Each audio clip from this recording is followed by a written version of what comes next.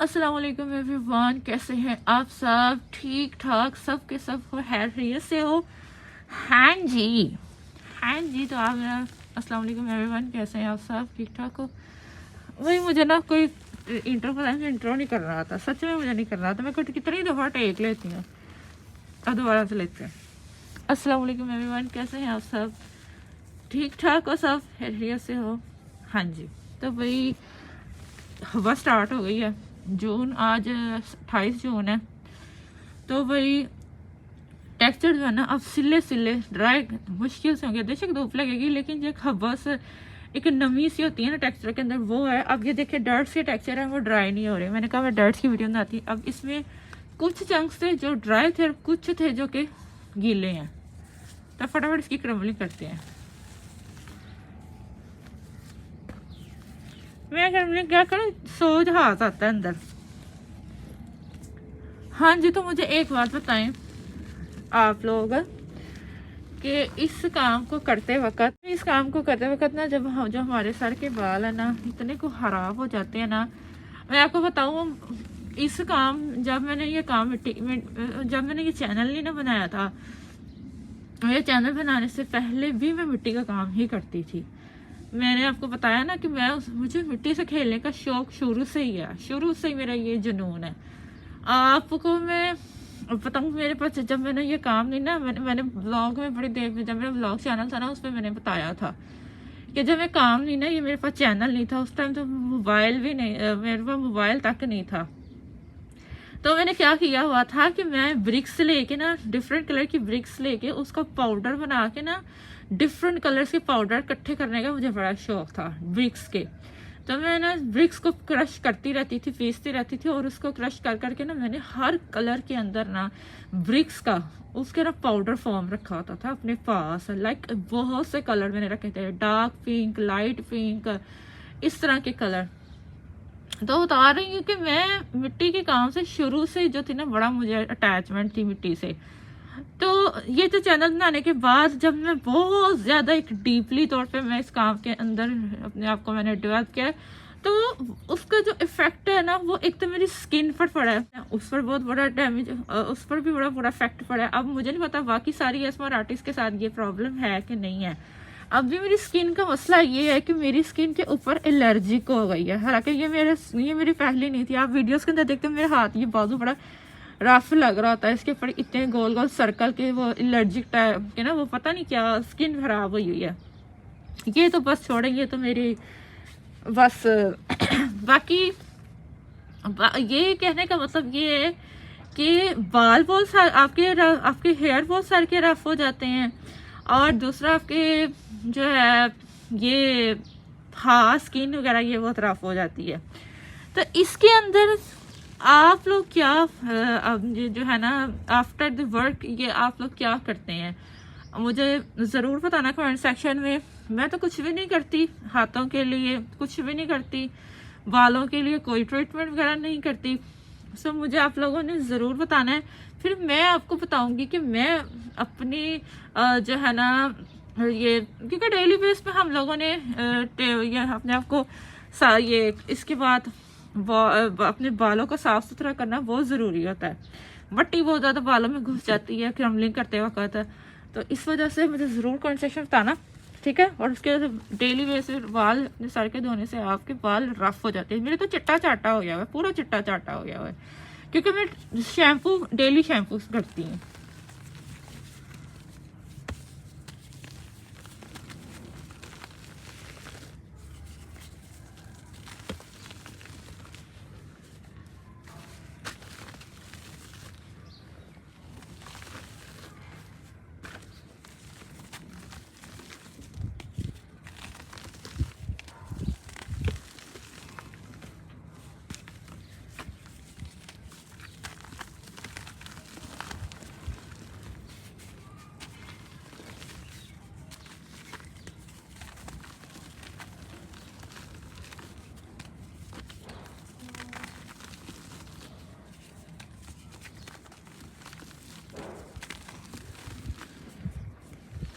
और दूसरा एक और बात मैं आपको बताऊं, कि आप कहेंगे नूर अपने बालों में ये वाला हेयर में तेल लगा लो, ये वाला तेल लगा लो, स्किन के ऊपर में भी तेल की थोड़ी मालिश करो।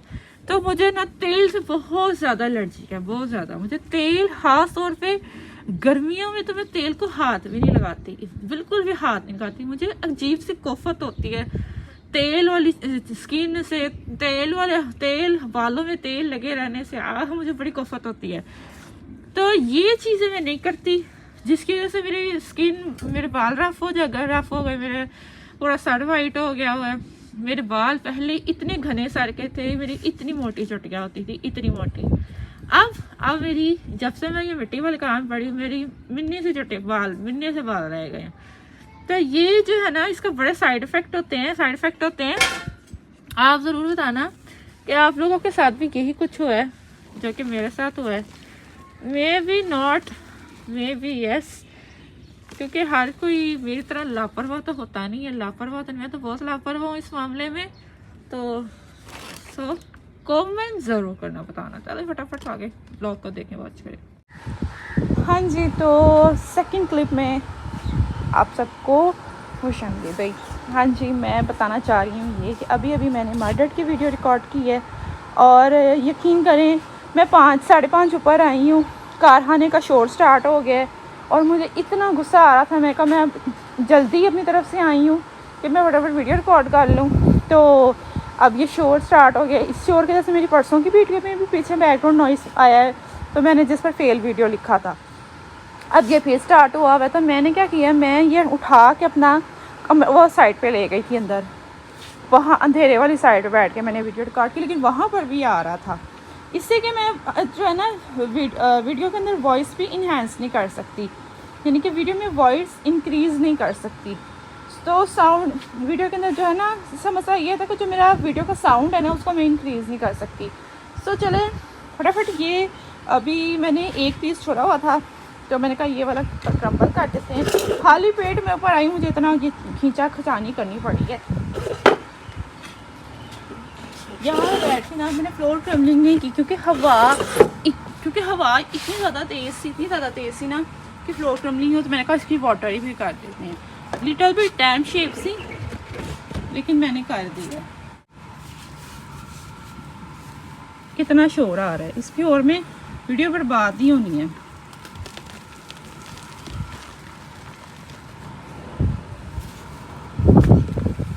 हल्की सी गीली है।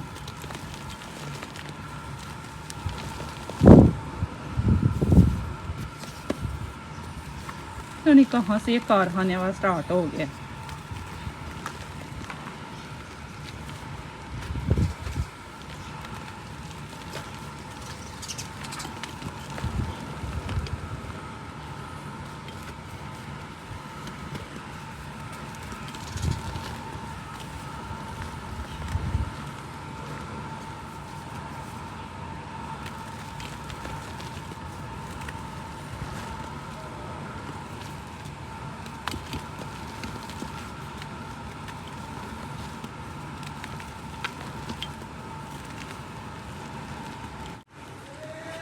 हाँ जी, तो मैंने कहा ब्लॉग का क्लिप रिकॉर्ड कर लूँ। मुझे इतनी ज़्यादा टेंशन अब होने लग गई है ना, मेरी वीडियोस के अंदर शोर आना स्टार्ट हो गया जब से ये कारखाना पीछे बना है। इस कारखाने की वजह से मुझे इतनी डिस्टर्ब हो रही हूँ ना। मैं अच्छा भले ये टाइम सुकून का होता है, छाँव होती है ज़रा, इधर मैं फटाफट काम करके फारिग हो जाती हूँ। अब ये कारखाने का शोर आ ही जाता है, जिसकी वजह से मुझे बहुत ज़्यादा क्या कहते हैं, मेरा दिमाग ख़राब हो जाता है। बारिश हुई थी उस दिन, सारे टेक्सचर ढाँ पे अभी आई हूँ। बारिश हुई थी, सारे टेक्सचर ढाँ पे अभी आई हूँ। कोई कह रहा था आपकी ब्लू सैंड किधर है, आपकी पिंक सैंड किधर है। ये बुरा हशर हुआ है पिंक सैंड का, ये ब्लू पड़ी हुई है। यहाँ पे मैंने अभी गोल्डन की रिकॉर्डिंग की है, तो बता दे सुबह किसी काम की रिकॉर्डिंग नहीं हुई। इतना शां आ रहा है अंदर। अगर नूरा ब्लॉग नहीं डालती, मैं क्या करूँ? मेरे मोबाइल में एक तो स्पेस नहीं होती, दूसरा वीडियोस वगैरह बनाने के लिए इतनी मुश्किल से स्पेस बनती है, और तीसरा ये शोर, मैं कहाँ जाऊँ?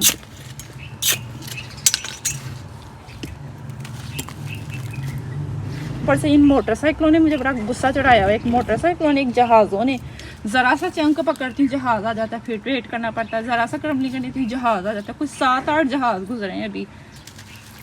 इतनी ज़्यादा हर चीज़ है मुझे ना, बंदा जब से मैं ये काम कर रही हूँ ना, मुझे पता नहीं क्यों बस ये होता है कि बस मेरी वीडियो में शोर ना जाए, शोर ना जाए। तो भी मुझे ज़रा सी बात पे ना गुस्सा सा आने लग जाता है। ये उस दिन का ना बारिश के अंदर पड़ा हुआ था, और इसको उतारना, मैंने कहा मैं उतार लेते हैं, चलो इसका ही ब्लॉग, उस पर ब्लॉग बना लेते हैं। मुझे कितना शोर आ रहा पीछे से।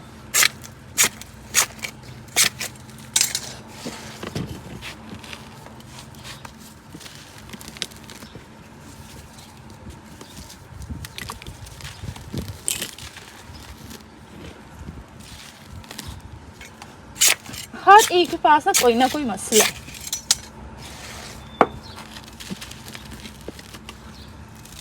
अब यही टाइम है वीडियोस रिकॉर्ड करने का, मेरे पास और कोई टाइम नहीं होता। ये रात के 5 बजे तक चलती है, 5 बजे तक ये चलती है ना। सुकून था ना मुझे पहले। देखो फिर जहाज आ गया। साउंड इंक्रीज नहीं कर सकती। साउंड इंक्रीज करने का मुझे इतना शौक है, मैं कहती मेरी वीडियो में साउंड अच्छा ही नहीं, शोरों की वजह से मैं साउंड ही नहीं इंक्रीज कर पाती। आजकल की वीडियो में मेरा साउंड इंक्रीज है ही नहीं।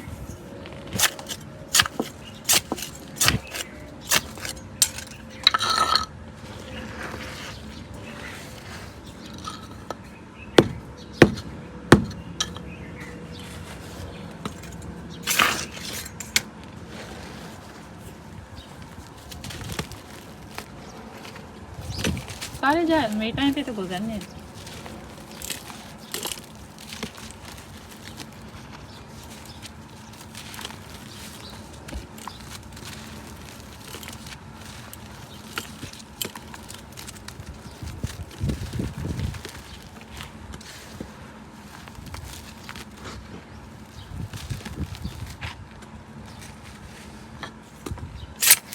और इनको कोई जगह नहीं मिली, यही जगह पे उन्होंने कारखाना अपना इजाद करना था।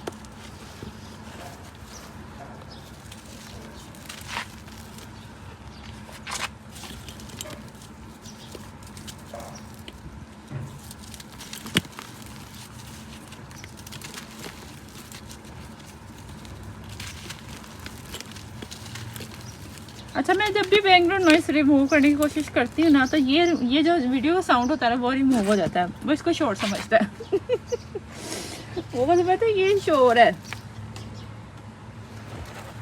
अगर ऐसा हो ना कि इन वीडियोस के अंदर से बैकग्राउंड साउंड जो भी ये शाह शू शी है ये क्लियर होना स्टार्ट हो जाए, तो हमारी तो हमें जितना मर्जी शोर आए भी हमें कोई परवाह ना हो, पर वो यही इसका ही साउंड बंद कर देते हैं।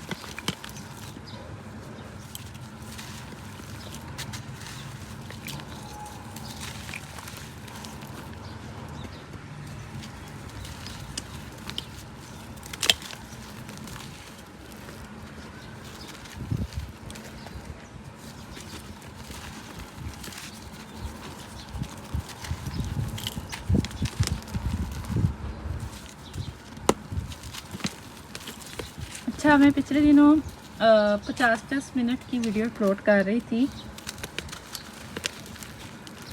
जब एडिटर्स आके मेरे चैनल पर ये कहते हैं ना कि प्लीज़ अलाउ करें आपकी वीडियो एडिट करने का, तो मैं साफ मना कर देती हूँ, क्योंकि मैंने किसी को अलाउ नहीं किया हुआ। सबसे गलत बात ये है कि ये मेरी वीडियोस के ऊपर से मेरे चैनल का टैग रिमूव कर देते हैं और अपना टैग लगा देते हैं ऊपर। सबसे बड़ी गलत बात तो ये है, ये चोरी हुई एक हिसाब से।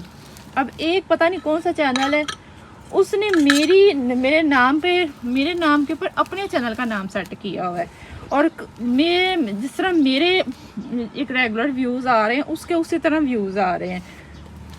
कहने का मतलब ये है कि जितने एडिटर्स हैं मैं इनको अलाउ ही नहीं किया हुआ। पता नहीं कहाँ पता नहीं कौन से हैं, किसने उठा के वीडियो डाली हुई है, मुझे तो उतना पता ही नहीं है।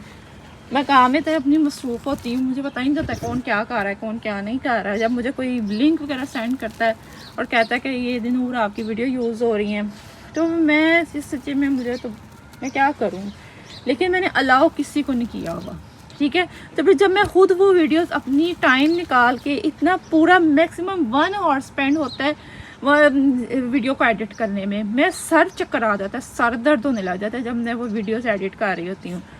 आँखों के सामने मुसलसल मोबाइल रखना और एडिटिंग करना, और मेरी यकीन करें मेरी नज़र भी ख़राब हो गई है।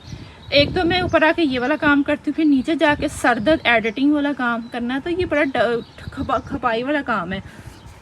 तो फिर जब मेरी एडिट वीडियो मैं आप लोगों के लिए अपलोड करती हूँ तो फिर आप कहते हैं कि इतना टाइम नहीं होता कि हम आपकी वीडियोस देखें इतनी लॉन्ग। मेरी बात सुने, मैंने किसी को भी ज़बरदस्ती नहीं कहा हुआ कि आपने मेरी 50 मिनट की वीडियो तो 50 मिनट की ही आप लोगों ने ड्यूरेशन उसको कंप्लीट करना है, बिल्कुल भी नहीं। आपकी मर्ज़ी है, आप जितना मर्ज़ी। वैसे भी मेरी वीडियो के ऊपर इतना वॉच टाइम तो होता नहीं है, 1 मिनट से कुछ वीडियो वॉच की जाती है। ये वाली वीडियोस का जो है ना वॉच टाइम जस्ट 1 से लेकर 35 सेकंड तक होता है, 35 मिनट तक होता है, इससे ज़्यादा इसका ड्यूरेशन नहीं होता। तो मैं अब आपको मैं तो मेहनत कर रही हूँ, मैं तो मेहनत करके डाल देती हूँ, लेकिन आप लोगों की मर्ज़ी, आप जितनी मर्ज़ी आपका दिल चाहता है आप देखें। तो और जो कहती हैं कि मुझे कहते हैं नूर 1 आवर का कॉम्पिलेशन स्टैंड अपलोड करो, 1 आवर की वीडियो अपलोड करो, फिर मुझे उनकी बात जो है ना सुननी पड़ती है, तो फिर उनके लिए मुझे ये एडिट करना पड़ता है।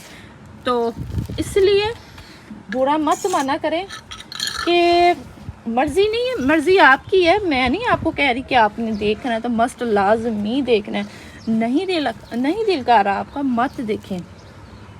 बाकी मैं तो मेरी तरफ से पूरी मेहनत करके एडिट करके आप लोगों के लिए जिनकी डिमांड होती है अपलोड कर दे। हाँ जी, तो यहाँ पर मैंने ये 3 महीने का टेक्सचर पड़ा था बटर डर्ट का, बटर सैंड का तो ये मैं हाथ नहीं लगा रही थी इसको बिल्कुल भी, ये आने नहीं जा रहा था इसकी तरफ। तो मैंने आज इसकी dry tough crumbling dry tough crumbling record की है।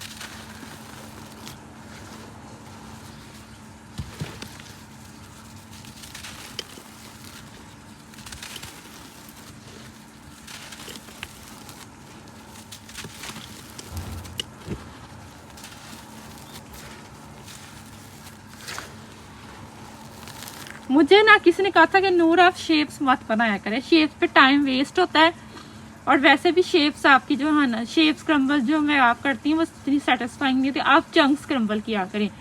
और मुझे भी मैं चंक्स क्रम्बल करने में मुझे ज़्यादा सेटिस्फेक्शन फील होती है। मुझे चला कि मुझे चंक्स बहुत हैवी होते हैं, लेकिन मुझे थकावट भी बहुत होती है चंक्स बनाने में, लेकिन शेप्स जो है ना शेप्स मुझे भी नहीं लगती मज़े की। अब मैंने चंक्स बनाए हैं, वो देखें अब इतने मनु चंक्स बने हैं। अब मैंने सोचा इनकी ना वाटर क्रम्बलिंग करो। ये देखो शेप्स मुझे तोड़नी पड़ती है, तो कोई कहता है शेप्स बना तो लेती फिर तोड़ के क्रम्बल करती, तो फिर फ़ायदा कि शेप्स बनाने का। ये भी सही बात है।